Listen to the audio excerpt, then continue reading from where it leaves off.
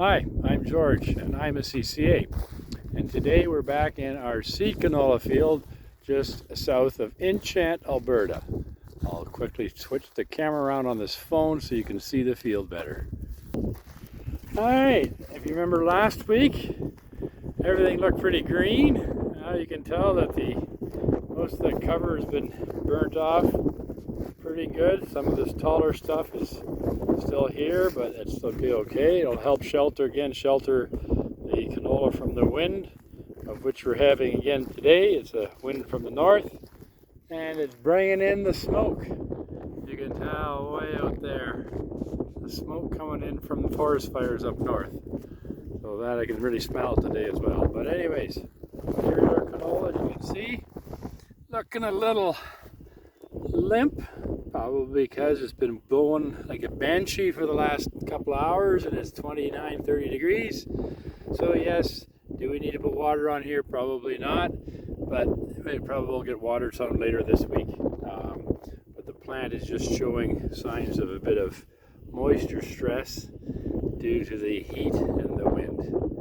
And if you look a little bit there on some of these leaves, you see that little kind of grayish effect. That's you often see that from when Liberty is sprayed on the canola. It just grows through that quite well, not a big deal at all.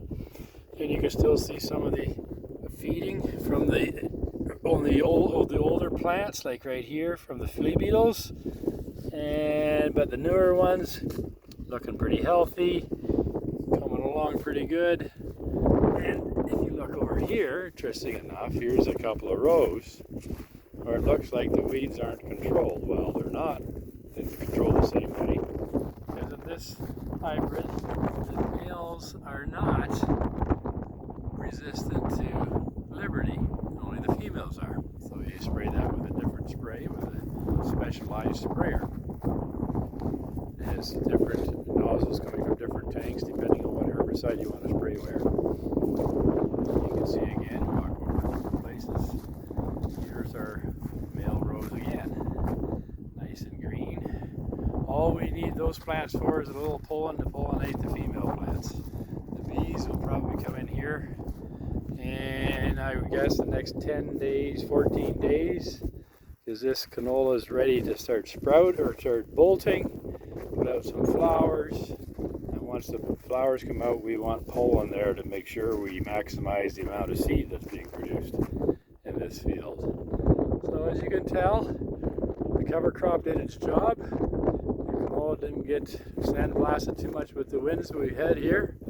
So now it's just a matter of letting the canola continue to grow and keep the weeds under control. And we'll see what other kind of pests show up in this field over the rest of the growing season.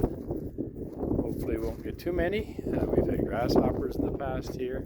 Usually not a big issue in canola, but if they get bad enough and hungry enough, especially how dry it is in the ditches and everything else, you never know for sure. So we'll see what happens. And of course the lygus bugs and the cabbage seedpod weevil and all those other interesting